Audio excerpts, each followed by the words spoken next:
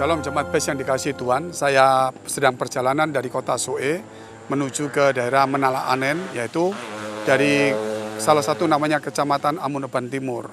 Dan di sini pada saat waktu ini sore, di sini di tengah-tengah ada danau. Saya ingin memberitahukan firman Tuhan di dalam kitab Matius 5 ayat 13. Dikatakan kamu adalah garam dunia.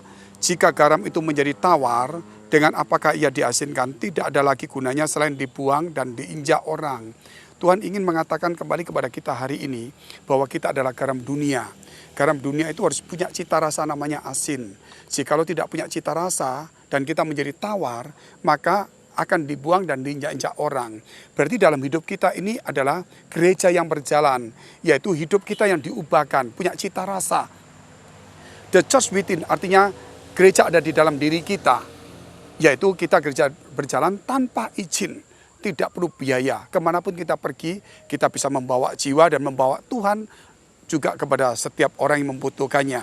Dan dikatakan kita seperti garam dunia, kerap kali kita hanya cuma berkata warna putih, karena garam punya 4 ciri, 1 warna putih, 2 disebut namanya garam, 3 larut di dalam air, dan yang keempat cita rasa.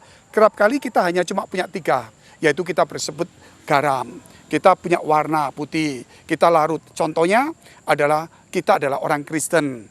Kita ikut agama, kita maksudnya beribadah secara rutin. Dan kita larut, kita juga di dalam kelompok komsel atau gereja. Namun kita lupa yang keempat, adakah kita punya cita rasa di dalam gereja kita? Apakah kita punya cita rasa bagi jemaat yang lain?